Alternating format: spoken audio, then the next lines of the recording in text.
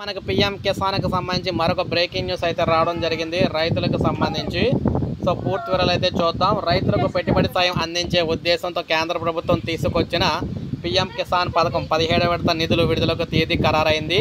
June 18న 2,000 రూపాయల చొప్పున రైతుల ఖాతాలో జమ కానున్నాయి. ఉత్తరప్రదేశ్లోని వారణాసి పర్యటనలో ప్రధాని మోడీ ఈ నిధులను విడుదల చేస్తున్నారు. ఈ మేరకు కేంద్ర వ్యవసాయ శాఖ మంత్రి గారు అయితే వెల్లడించారు. మోదీ నేతృత్వంలోని ఎన్డీఏ సర్కార్ వ్యవసాయానికి అధిక ప్రాధాన్యత ఇస్తుంది. గత హయాంలోనూ కూడా రైతుల ప్రయోజనాల కోసం ప్రధాని అనేక కీలక నిర్ణయాలు అయితే తీసుకున్నారు.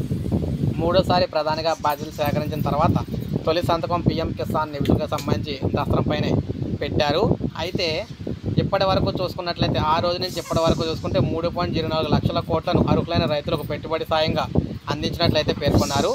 అంటే ఈ పథకంకి సంబంధించి అనమాట. మోడీ ఈ నెల 9వ తేదీన వరుసగా మూడోసారి ప్రమాణ స్వీకారం చేశారు. అప్పుడే సంతకం అయితే చేశారు. 17వ విడతకు సంబంధించి చెల్లింపుల దస్త్రంపై సంతకం చేశారు. 2018 నుంచి ఈ పథకం కొనసాగుతూ ఉందన్నమాట. అయితే మొత్తంగా చూసుకున్నట్లయితే మనకి 18వ తారీఖున ఈ నెల 18వ తారీఖున రైతులతో మీటింగ్ అయితే పెట్టి వారణాసిలో అయితే విడుదల చేస్తూ ఉన్నారన్నమాట.